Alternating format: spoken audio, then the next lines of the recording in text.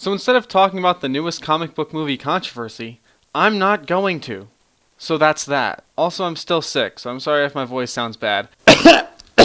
So, I've been anticipating this movie ever since I saw the trailers for it, because I've been spending the past few years seeing these passable, boring comic book movies that are very, very similar to each other, and just wanting one movie to break the mold. And I wanted movies to come out that would change the way comic book movies were perceived, and maybe give us something different. And in 2016, we got Deadpool, which was a good comedy version of that. And in 2019, we got Joker, which was an absolutely phenomenal, dramatic interpretation of a comic book story. This movie is what I've been wanting for a long, long time. Director Todd Phillips had me concerned given his track record, but honestly, on a technical level, this film is fantastic. Todd Phillips directed the hell out of this movie. We have fantastic cinematography, the score was dark and brooding, and added so much to all of the scenes. He knew just when to put in the right songs, and it was awesome. Also, the acting across the board from people like Robert De Niro and the supporting cast was excellent. But we can't talk about the acting without talking about Joaquin Phoenix. He was magnetic in this movie. Joaquin Phoenix is an actor that I've had a lot of respect for a long time. One of my favorite movies ever is Her.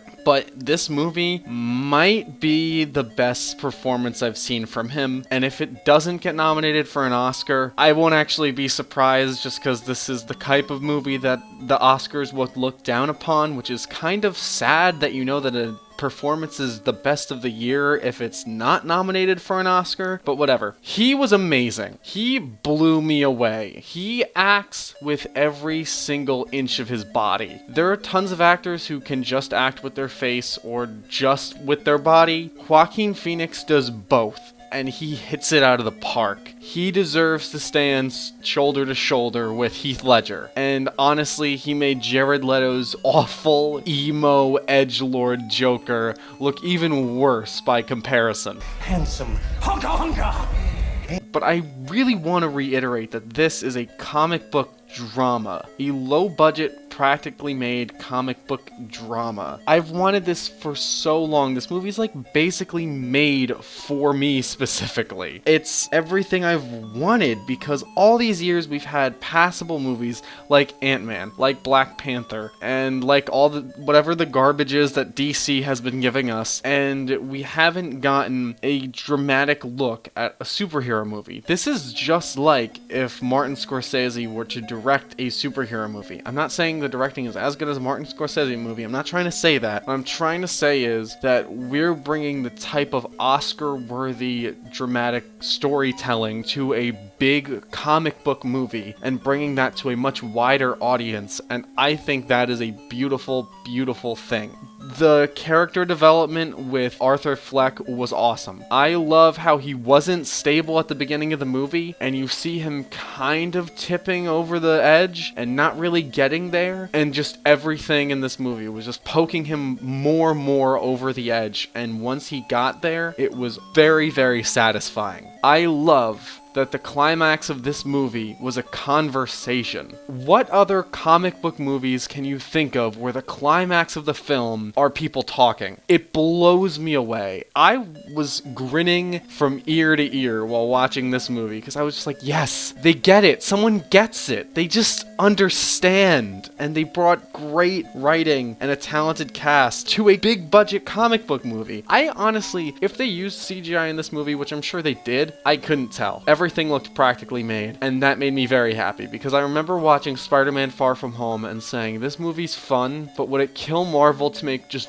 one movie that looks like it's practically done? And here we have it, even though, yeah, I know it's not Marvel, but we have it. My biggest issue with the movie was the fucking person who sat next to me. This person, at every single thing that happened on screen, would be like, Jesus, shit, for like 20 minutes, and then they fell asleep. and were snoring. And I didn't wake them up because I thought that them snoring kind of quietly was less irritating than them commentating over everything that happened. And then at one point, she started snoring so loud that everyone in the theater turned around to look at her, and her son woke her up, and he was like, "Hey mom, you're snoring." And she was like, "Oh, okay, my bad." And then she fell asleep like a minute later and started snoring again. Why would you pay to go see a movie if you're just gonna piss everyone else off that's going there and not even gonna watch it? What was I talking about? Oh yeah, Joker.